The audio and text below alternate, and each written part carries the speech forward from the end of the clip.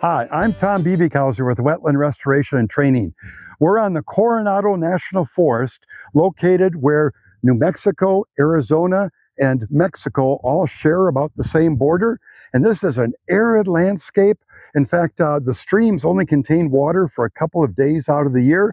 Well, we're going to be rebuilding ponds that were constructed over 50 years ago, and we're going to be building these so they hold water and provide critical habitat for the Chiricahua leopard frog and the Sonoran mud turtle. I'm excited to show you the techniques that we've developed for building these ponds in the desert. So let's get started. I'd like to show you how it's possible to build wetlands in the desert like this one. We built this wetland in Arizona on the Coronado National Forest on the Half Moon Ranch by using aquatic safe liner that was buried in the ground. The wetland is being used for breeding by the rare Chiricahua leopard frog. We built this wetland in the desert at Cayush Elementary School in Lillooet, British Columbia by using an aquatic safe liner. We built this wetland on a ranch in southwestern Arizona in less than 1 day using the groundwater technique. The wetland is being used by the Columbia spotted frog and many other animal species. Here's another wetland we built in Idaho using the groundwater technique. We built this large wetland in Baja California, Mexico using the groundwater technique. The new wetland is being used by the rare California red-legged frog for breeding. And here's a natural ephemeral wetland named Blue Lake that we restored on the Lincoln National Forest in New Mexico by using the compacted clay liner technique. The most effective way of building a wetland in the desert is to find a site like this one where groundwater is within 3 meters of the surface. A tile probe can be used to see if groundwater is near the surface. Digging a deep test hole with an excavator or a backhoe is the best way to see if groundwater is within 3 meters of the surface. The presence of sedges and rushes often indicates groundwater is near the surface. Willows can show that groundwater is within 3 meters of the surface. Water in livestock tracks shows that groundwater is near the surface. Finding water in road ruts indicates that the texture of soil is high in clay or that groundwater is near the surface. Where groundwater is within 3 meters of the surface, you can use an excavator to dig and shape a natural appearing basin that will fill with groundwater. I suggest following the advice for building wetlands using the groundwater technique that I've described in episode 13 and episode 23. It may be possible to build a wetland using the aquatic safe liner technique or the compacted clay liner technique if groundwater is not present. The aquatic safe liner technique and the compacted clay liner techniques are designed to limit water soaking into the ground. There needs to be enough precipitation and runoff to fill wetlands built using either one of these liner techniques. When using aquatic safe liner or compacted clay liner to build a wetland in the desert, consider using a well to maintain water in the wetland. The water level in a pond can be maintained using solar panels that provide the electricity needed to power a pump that draws water from the well. The Peloncillo Mountain Range is located in southwestern New Mexico, southeastern Arizona, and northern Mexico. The Peloncillo Mountains are tall and rugged with surrounding valleys that are flat and dry. In December of 2023, I examined 6 ranch ponds that were constructed years ago in the Peloncillo Mountains on the Coronado National Forest in Arizona and New Mexico.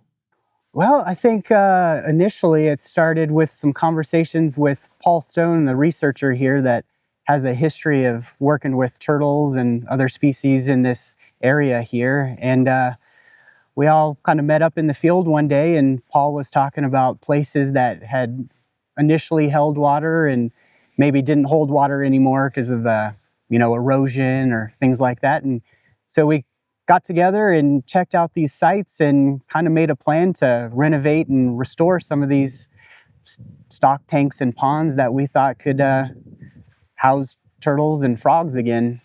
Well, then it turned out that part of their project covered New Mexico, which is where we are. And I had opportunity to come up with funding to pay for this. And so we put it out for bid.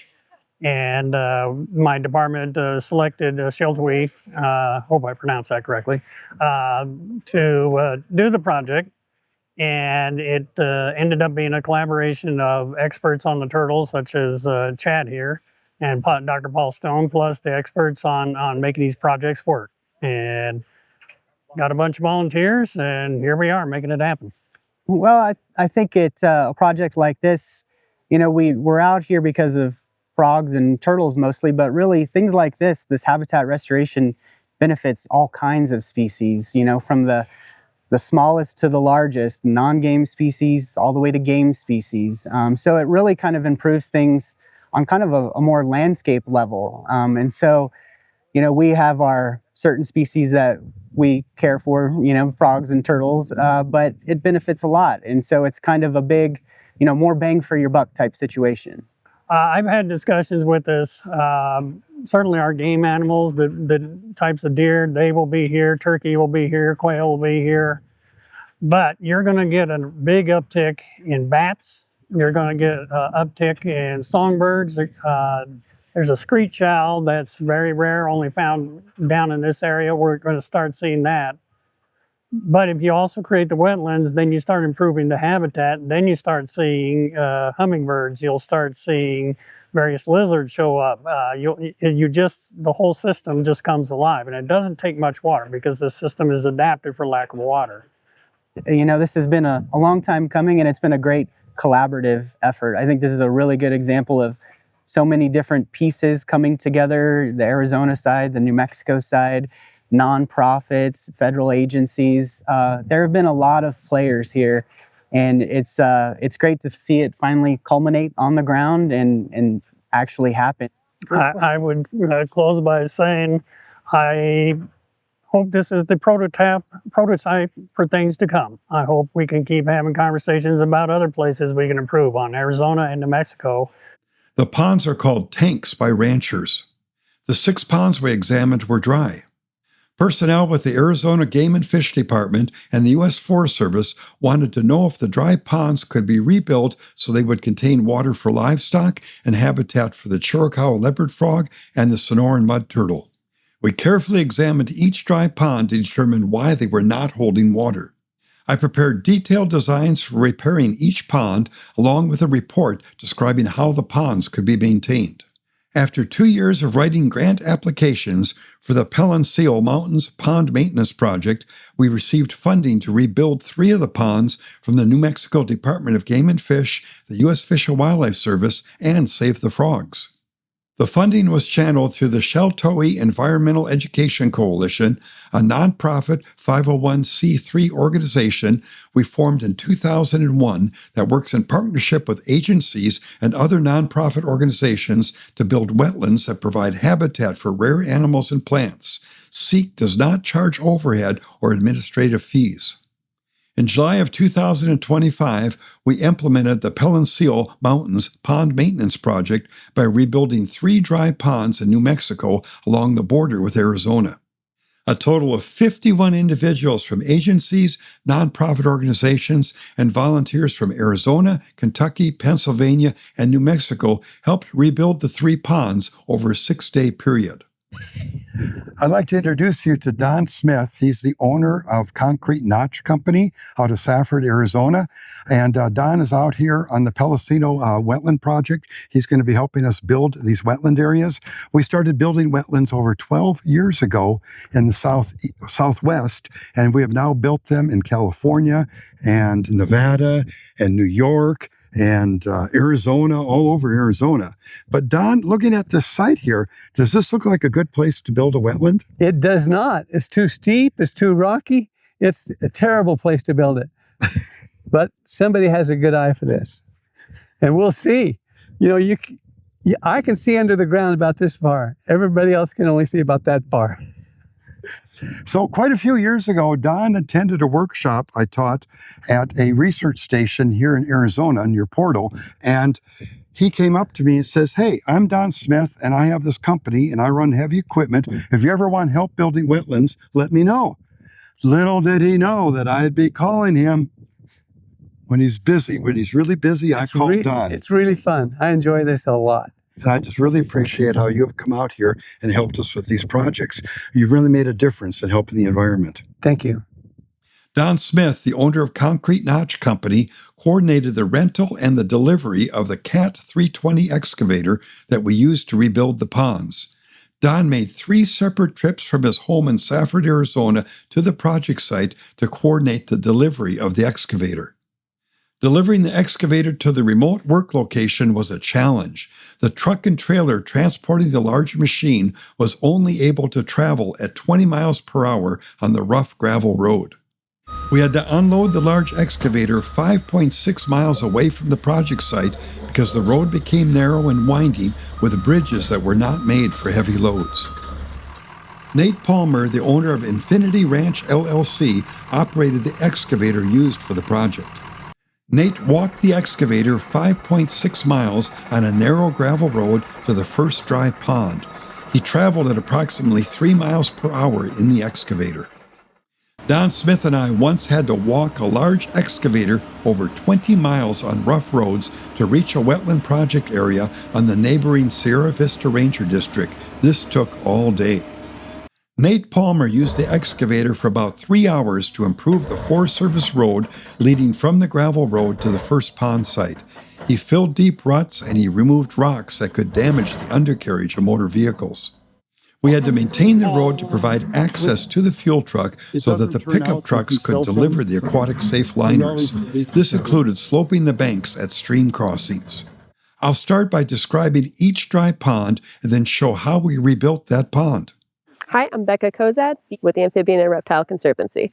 So we are actually a nationwide organization. Our main headquarters is actually in the Southeast, based in Kentucky, but we do projects all over the Southeast and we have expanded to the Southwest. So I am personally based in Tucson. We also have a crew in Silver City, New Mexico, Tucson, Arizona, and up in the Mojave in Southern Nevada.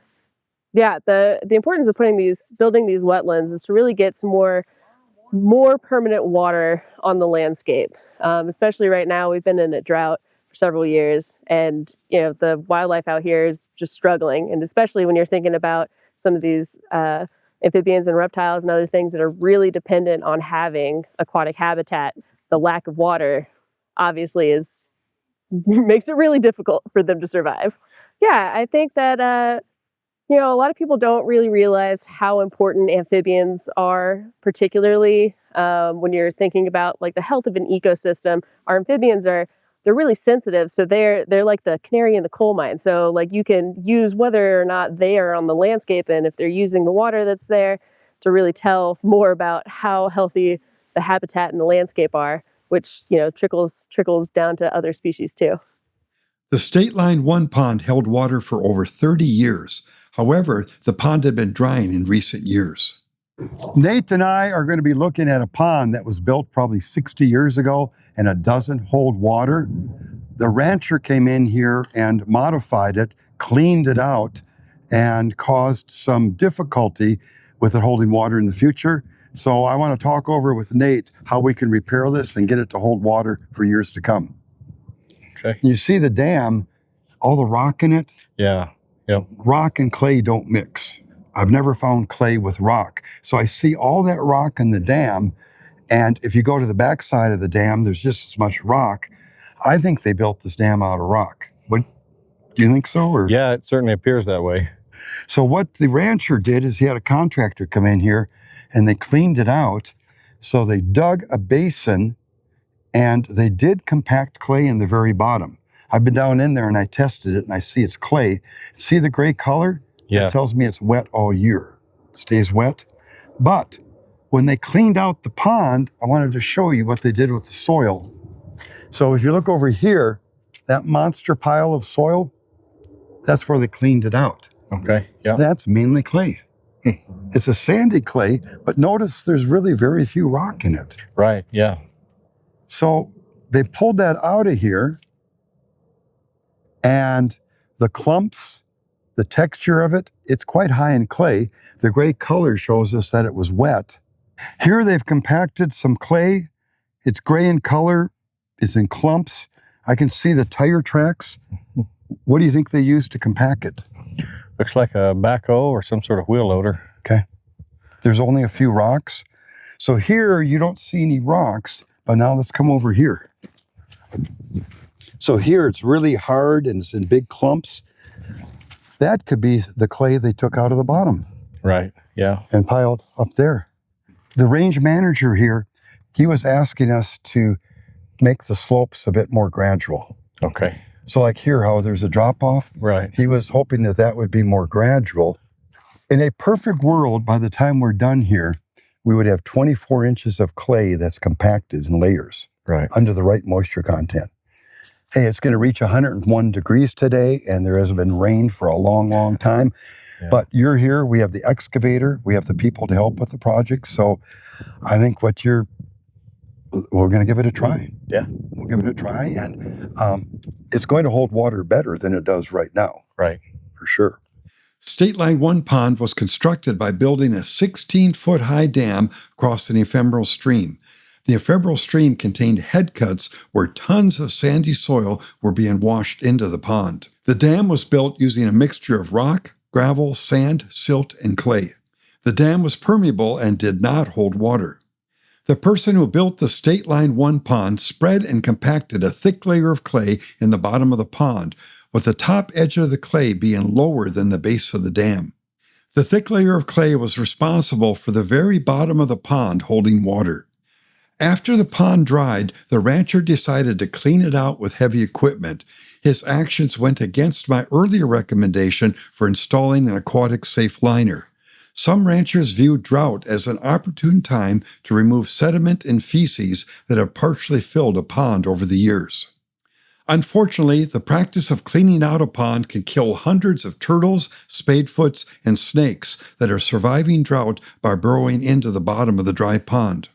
It looked like the rancher used a backhoe to remove soil from the basin of the dry pond. This action destroyed the ability of the pond to hold water by removing the thick layer of clay that had been placed in the bottom of the pond when it was built. I found the large pile of clay texture soil that had been removed from the basin when I returned to the site in July of 2025.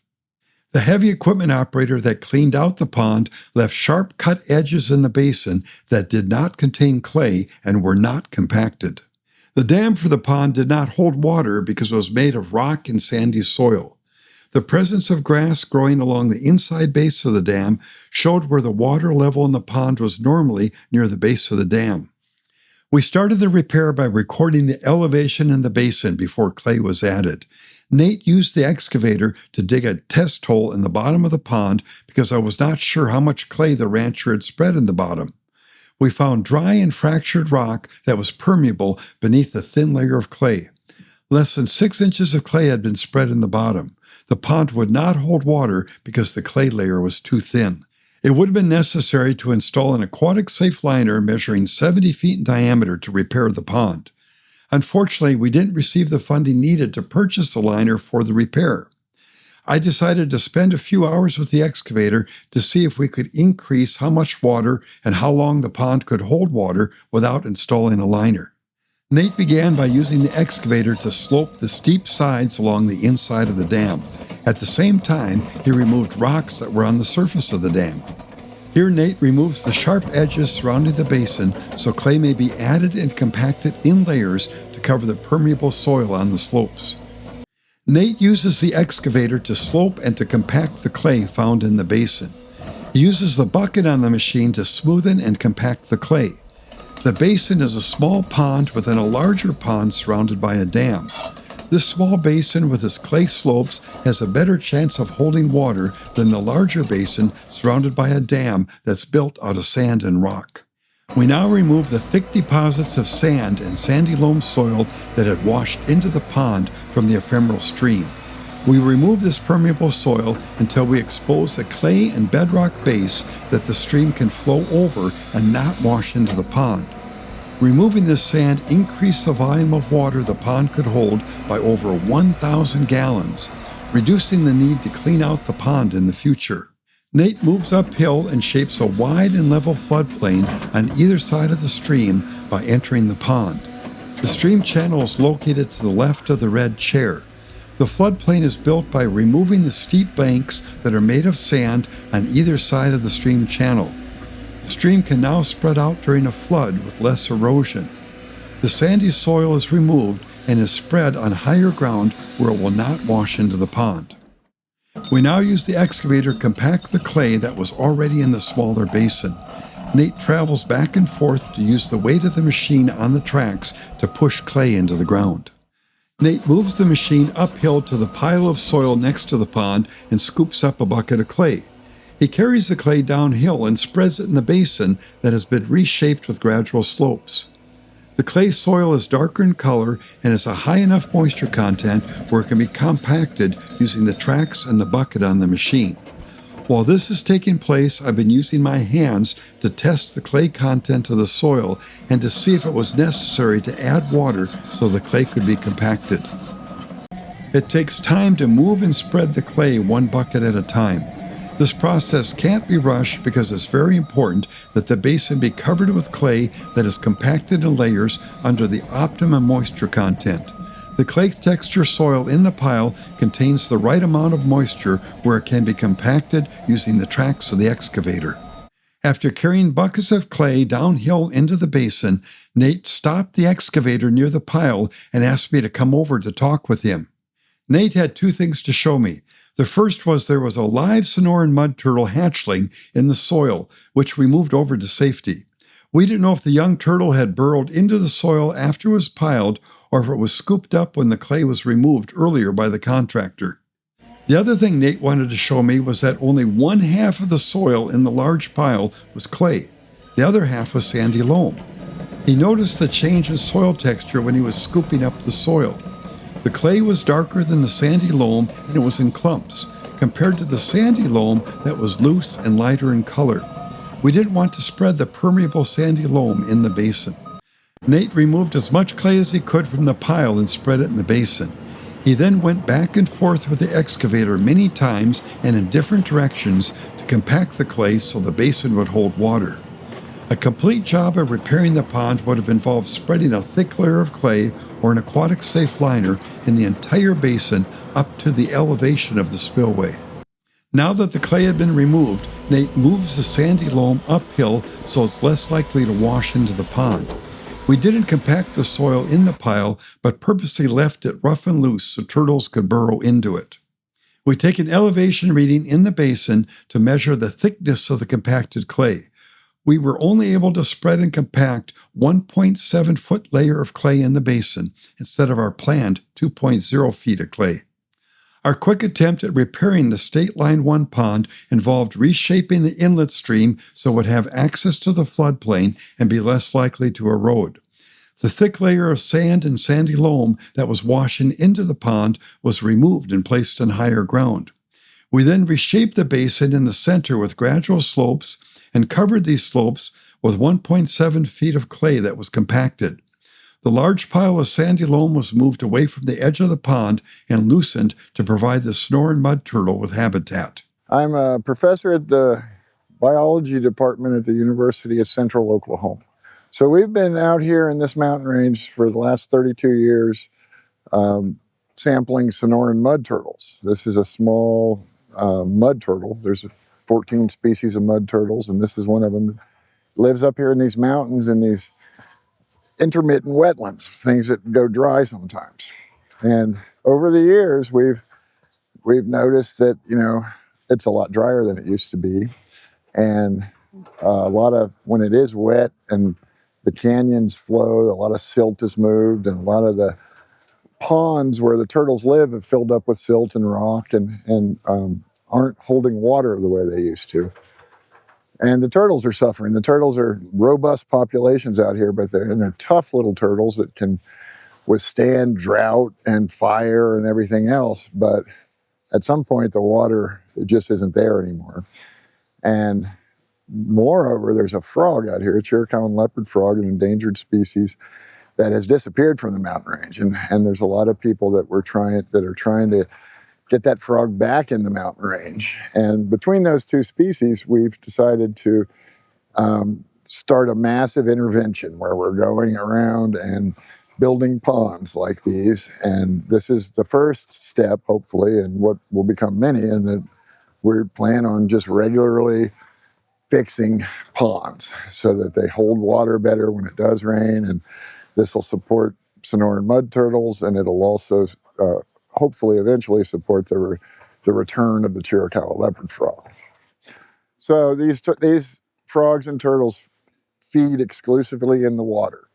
They mate in the water. Their babies require water. The little turtles are about 1 inch long. They weigh 3 grams. And the adults are very good at burying up in the side of a canyon and waiting for the rain. We know these adults can last 9 months without water, but the babies can't. And the frogs can't last more than a couple of days without water. So without water, these species aren't present. There's canyons that flow through here, but they only flow like once a year usually. And they leave behind little pools, and the pools dry up by Christmas. And so there's always periods out here where the canyons are dry. And the only way to sustain frogs is to have more permanent impoundments that'll hold water all year. Then whenever it's flush with water, the frogs and the turtles will all move out in the canyons and use resources out there. But then when it starts to dry up, they all have to come back and find more permanent water. State Line 2 Pond is located downhill of State Line 1 Pond. Its source of water is the ephemeral stream flowing out of the State Line 1 Pond. The dam for the State Line 2 Pond was also permeable. The dam was built from rock mixed with sandy loam texture soil. The basin for the State Line 2 Pond contained a mixture of rock, gravel, and loam, which were all permeable. Because there was no clay available, we decided not to try to rebuild the dam, but instead install an oval-shaped aquatic safe liner measuring 50 by 60 feet. The excavator had to travel up and down this steep hill to access the site. The first step was to use the excavator to remove the trees growing on the dam. This was done so there would be room for the machine to dig a large basin and not travel over the liner once it was installed. Removing the trees also gave us room to spread excess soil. It was necessary to remove the trees growing on the dam because we needed room to temporarily pile the soil that would later be needed to cover the liner and geotextile. We saved the trees that were removed from the dam so they could be placed in and around the finished wetland. Nate piled the trees along the outer edge of the cleared area so he could pick them up and place them after the liner was installed. After the pond basin and surrounding dam were cleared, we used a 100-foot-long tape measure to mark a straight line that approximately bisected the center of the area where we wanted to build the wetland. We were able to lay out and mark a straight line 90 feet long through the center of the work area. We placed wire flags in the ground to mark the ends of the 90-foot length. These wire flags would serve as offsets when we needed to remark the exact center of the pond we were building. We used a small sledgehammer to drive a 4-foot-long, 3/8-inch diameter section of rebar into the ground in the center of the wetland we were building, which was 45 feet from the offset flags. We used a small diameter rebar so we could fit the end of the tape measure over the top of the rebar. Our next step was to drive in another 4-foot-long section of rebar at 40 feet and a third one at 50 feet. These rebar pieces served as center stakes for us to use when measuring and marking the outer edge of the liner for the wetland we were building. We placed the end of the tape measure over the rebar that was driven into the ground at 50 feet, stretched out the tape measure to 25 feet, which was the radius of the liner we were using. We then walked around the rebar stake to mark one end of the oval-shaped pond we were building. Next, we moved the end of the tape measure and placed it over the rebar stake that was set at 40 feet and marked the other end of the oval-shaped liner. Finally, we placed the tape over the center stake, which was set at 45 feet, and marked either side of the oval-shaped wetland we were building. The next step involved setting up a long-range laser level on a tripod near where the wetland was being built. The laser and tripod were placed on higher ground overlooking the worksite. It's important to place these far enough away so they are not hit by the excavator or by trees being moved by the excavator. One also needs to make sure the beam on the laser won't be blocked by piles of soil. I don't recommend building a wetland larger than 10 feet in diameter with a liner without using the laser level and the dual-sided grade rod. It's almost impossible to install a liner so that the top edge is level without using the laser level. The next step was to dig a trench in the center of the wetland we were building. The trench would start at the rebar stake we placed in the ground at 40 feet and end at the stake we placed at 50 feet. The trench would be dug 6 feet deep in the center. This would give us a maximum depth of water in the center that was equal to 5 feet, plus an additional foot to allow for soil and rock to be placed over the liner. We removed the 3 rebar stakes before digging the trench in the middle. We temporarily replaced these stakes with wire flags so Nate could see where to dig. After the trench was dug, we stretched out the tape measure between the offset flags to mark the center of the pond. Nate uses the excavator to dig a trench that starts at the base of the rebar stake, slopes uphill, and ends at 25 feet. The inside slope of the wetland being built with a liner should be no steeper than 20%. The hooves of livestock, deer, and elk can push the soil downhill towards the center of the pond, filling the pond with soil and exposing the liner if the inside slope is steeper than 20%. We slip the end of the tape measure over the stake, stretch it out to 25 feet, and take an elevation reading with a dual-sided grade rod. When the elevation reading on the surface of the ground at 25 feet from the stake is exactly 5 feet higher than the bottom of the trench, we mark that point with a wire flag. Nate moves the excavator over and digs another section of the wetland basin, much like removing pieces of pie from a pie pan. We place the end of the tape measure over the center stake as Nate digs the basin for the liner and geotextile. It was difficult for Nate to dig and shape the basin with all the rock that was buried in the ground. Nate reshapes the existing dam so we have room to install the liner. We stay close to the excavator with the tape measure and the grade rod so we can regularly check to see if the elevation of the ground at 25 feet from the stake is 5 feet higher than at the base of the stake. Shrubs and trees are moved away from the edge of the basin so there will be room for the excavator to travel around the liner after it's installed. By the time Nate had finished digging the basin, the perimeter of the pond we are building was marked with wire flags. These wire flags also showed where the liner and geotextile should reach in the wetland that we were building. Once the excavator dug the basin for the wetland, the large group of people helping with the project began picking up and removing the hundreds of rocks that were in the basin. We needed to do this because we did not want the sharp rocks under the geotextile that could puncture the liner. A sledgehammer is used to break large rocks that are embedded in the ground before the liner is placed in the basin. While the rocks were being removed, we used the tape measure and the grade rod to recheck elevations around the perimeter of the basin. Low places 25 feet from the center stake were built up by hand using rakes and shovels. In the same way, high areas were lowered using the same rakes and shovels. It's important to make sure there are no low areas along the edge where the top of the liner will be located, as these can be leaks that keep water level in the wetland lower than planned. High areas along the edge should be avoided because they can cause steeper slopes and reduce the surface area of water in the wetland. A full-size four-wheel drive pickup truck was used to transport the aquatic safe liner and the geotextile to the work site. The liner and pair of geotextile pads were packaged on a large wooden pallet and shipped in a large semi-truck. The Forest Service used a forklift to unload the pallet from the semi-truck and then to reload them into the pickup truck. The one-piece factory seam liner and matching pair of factory-seamed geotextile pads were purchased from DAC Liners Incorporated, located in Oklahoma. The liner was 36 mil fish-grade reinforced polypropylene measured 50 by 60 feet with 2 layers of 16-ounce geotextile fabric. We attached long web straps under and around the pallet so that Nate could use the excavator to remove the pallet containing the liner and geotextile from the pickup truck and place it near the edge of the wetland that we were building. We removed the 3 rebar stakes once the rocks had been removed from the basin and the same elevations were confirmed along the planned edge of the liner. The excavator moves the pallet containing the liner and geotextile near the edge of the wetland basin. The group unrolls the first geotextile pad, spreads it out, and centers it in the basin.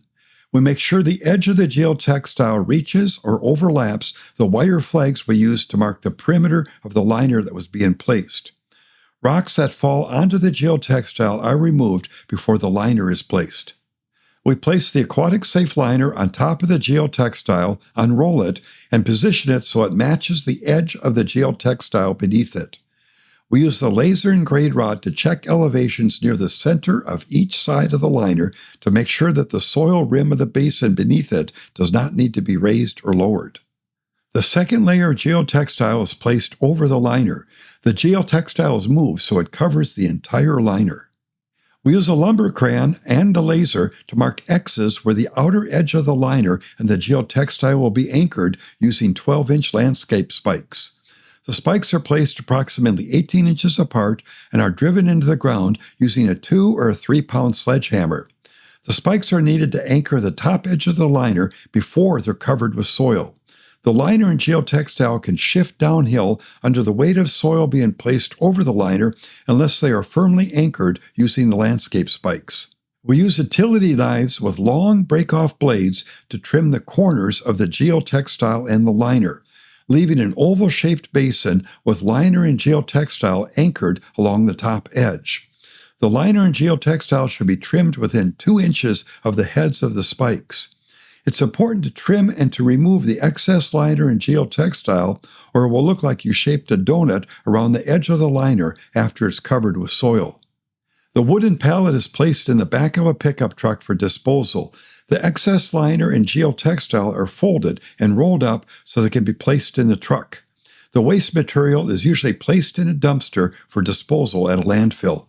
Wire flags are placed around the outer edge of the liner and geotextile so that Nate can better see the edge of the liner and avoid running over it when covering it with soil. Nate covers the liner and the geotextile with soil. It's of critical importance the excavator or any other piece of heavy equipment does not run over any part of the liner. The tracks of the machine are heavy and will shear the liner and geotextile. You won't know this has happened until it's too late and the wetland is not holding water as planned. The liner can be damaged even if one first places a thick layer of soil over the liner and is careful not to turn with heavy equipment. Don't ruin your project by taking chances and traveling over the liner with the excavator.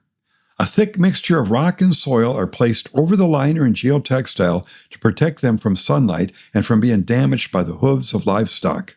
Raking and shoveling are done by hand to make sure there's an average of 12 inches of soil and rock that are placed over the liner and geotextile to protect the liner from being damaged by livestock. We use a tile probe to measure the thickness of soil being placed over the liner by the excavator.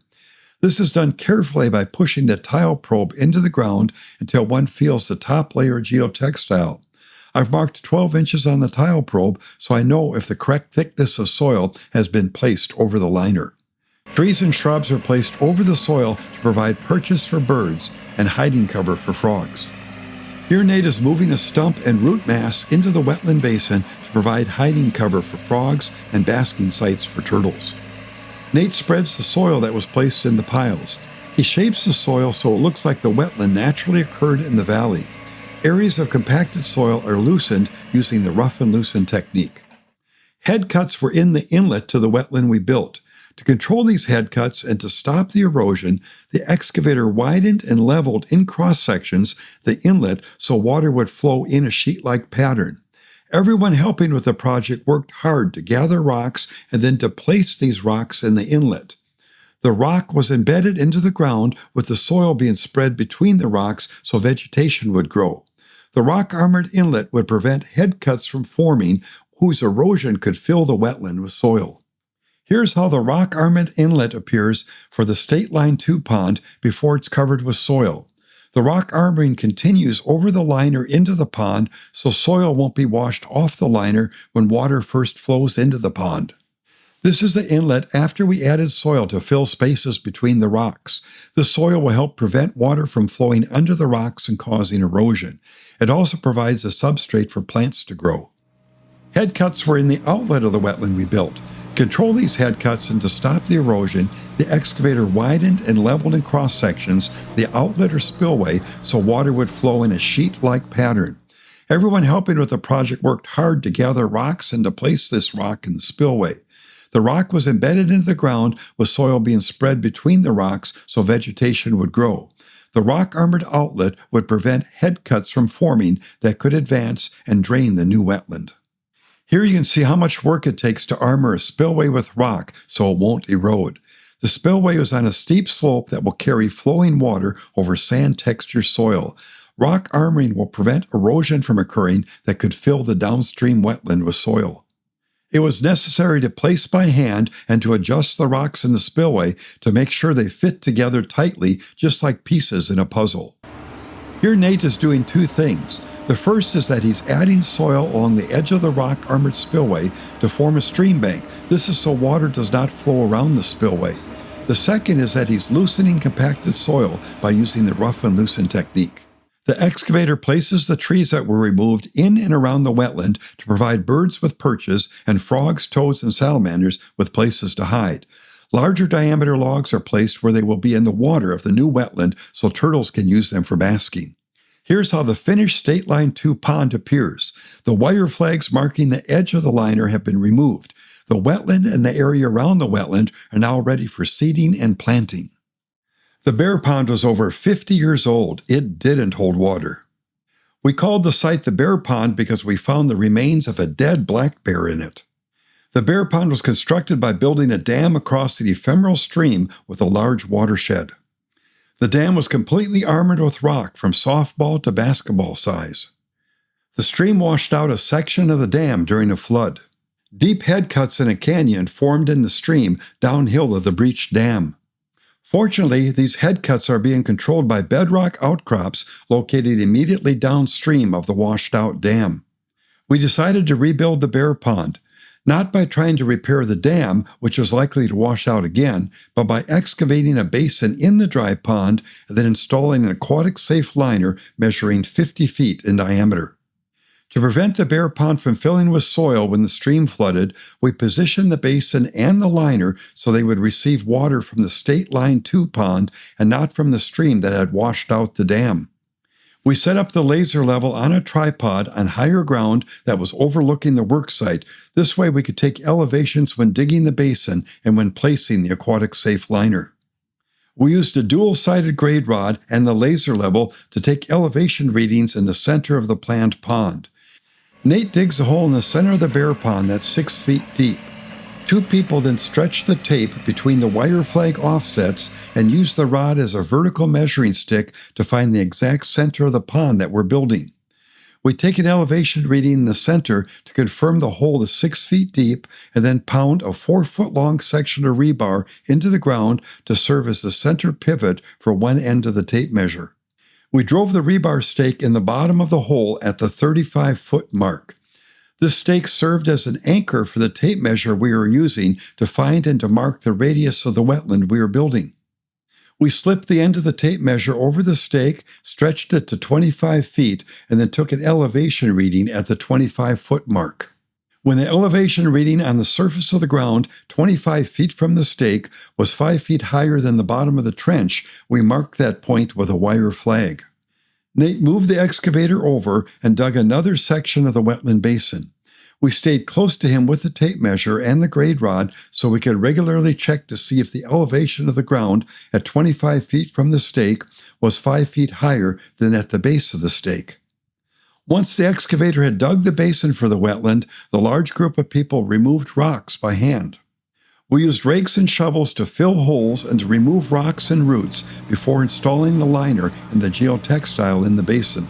We attached long web straps under and around the pallet so Nate could use the excavator to unload the liner and the geotextile from the pickup truck. The one-piece factory seam liner and matching pair of factory-seamed geotextile pads were purchased from DAC Liners Incorporated, and they're located in Oklahoma. The liner was 36 mil fish-grade reinforced polypropylene, and it measured 50 by 50 feet with 2 layers of 16-ounce geotextile fabric. Nate and his son Orrin used the excavator to pick up the liner and geotextile pads and move them next to the bear pond that we're building. This involved moving the loaded pallet down a very steep hill. We place the aquatic safe liner on top of the geotextile, unroll it, and position it so it matches the edge of the geotextile that's beneath it. The second layer of geotextile is placed over the liner. We work to remove the large wrinkles in the fabric. The geotextile is moved so it covers the entire liner. We use the laser and grade rod to see if the liner and geotextile are in the right position before anchoring the top edge with the landscape spikes. The laser and grade rod are used to locate points for anchoring the top edge of the liner. We'll use a lumber crayon and a laser level to mark X's where the outer edge of the liner and the geotextile will be anchored with the 12-inch long landscape spikes. The spikes are placed approximately 18 inches apart and are driven into the ground using a 2 or 3 pound sledgehammer. The spikes are needed to anchor the top edge of the liner before they're covered with soil.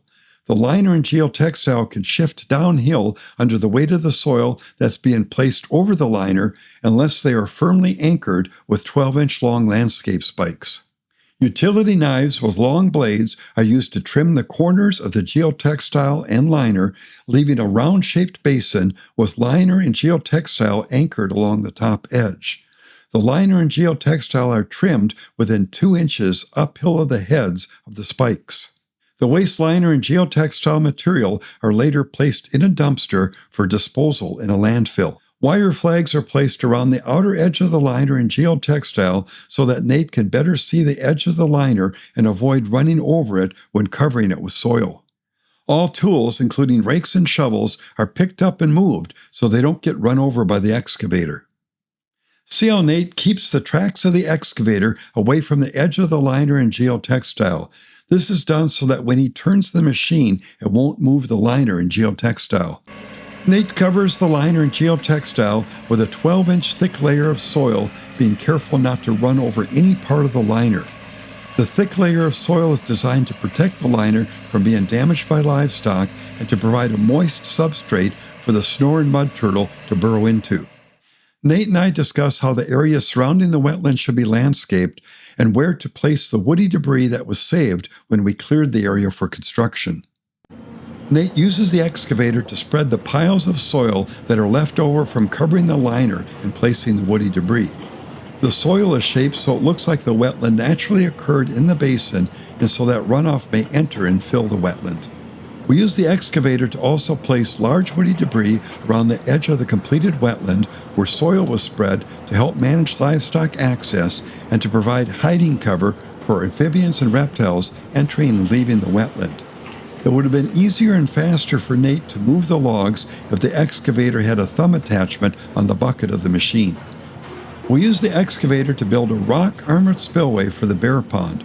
This is done by over-excavating a wide channel and a floodplain for the spillway on a gradual slope of less than 0.5%. He then uses the bucket on the machine to gather rocks from the dam that had washed out. Nate places a mixture of soil and rock in the wide channel that he dug for the spillway. He levels and compacts the mixture so that's about 50% rock and 50% soil. The elevation of the entrance to the spillway will be the same as the 12-inch layer of soil that we place over the liner. The outlet to the spillway is only 4 inches lower than the inlet. To prevent erosion, the outlet of the spillway is protected by placing large rocks that are embedded in the ground. The new wetland is now ready for seeding and planting. It's entirely possible to build wetlands like this one in arid regions. Here's Brian Moore. He's standing in front of one of the many wetlands he's built in Nevada by using the groundwater technique. Kathy Romero built this wetland and others on her ranch in Hawaii County, Idaho. Heidi Blasis and Jeff Kahn are standing near one of the wetlands they've built near Safford, Arizona. The wetlands you build can provide habitat for rare species like this Chiricahua leopard frog. You can add features to the wetlands you build so rare species like the Chiricahua leopard frog can use them for breeding. I recommend finding locations where the elevation of groundwater is within 3 meters of the surface to build wetlands in the desert. Consider using aquatic safe liners that are buried in the ground to build a wetland if your site is near a well where water can be added to provide habitat for animals and plants.